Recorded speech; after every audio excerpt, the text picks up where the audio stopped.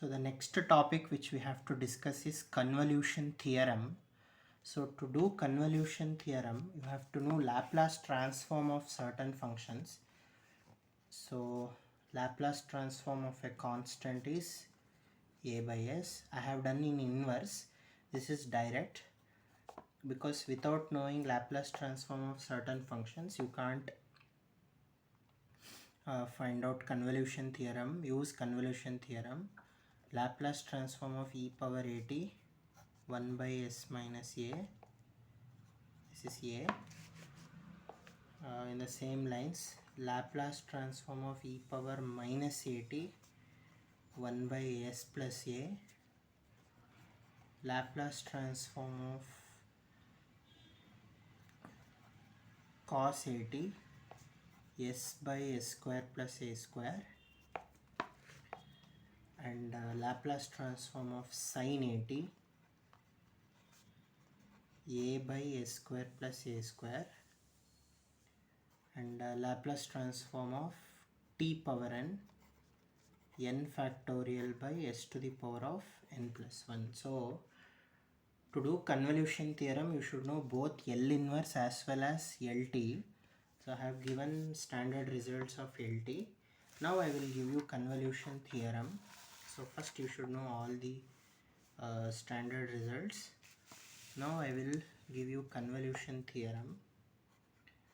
So if Laplace transform of f of t is equal to f bar of s and Laplace transform of g of t is equal to g bar of s, then we will take convolution as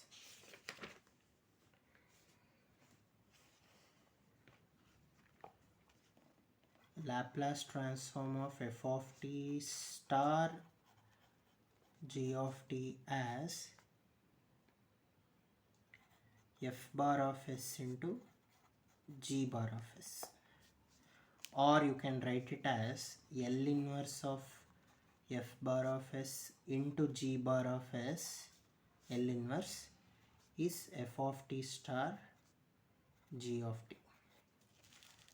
So where f of t star g of t is given by integral u varies from 0 to t f of u into g of t minus u du. So to apply convolution theorem, to check convolution theorem, we use this condition, and to solve Laplace transform using convolution theorem, we use this condition. So basically, if Laplace transform f of t is f bar of s and Laplace transform of g of t is g bar of s, then we say Laplace transform of f of t and g of t convoluted. So convolution means blending. It can be multiplication or anything. So we use star. So L of f of t star g of t is f bar of s dot g bar of s, or L inverse of f bar of s dot g bar of s is just f of t star g of t. So here f of t star g of t is defined by this integral, which is u varies from 0 to t f of u into g of t minus u du. So to check convolution theorem, we use this result, and to use convolution theorem to find L inverse, we use this result.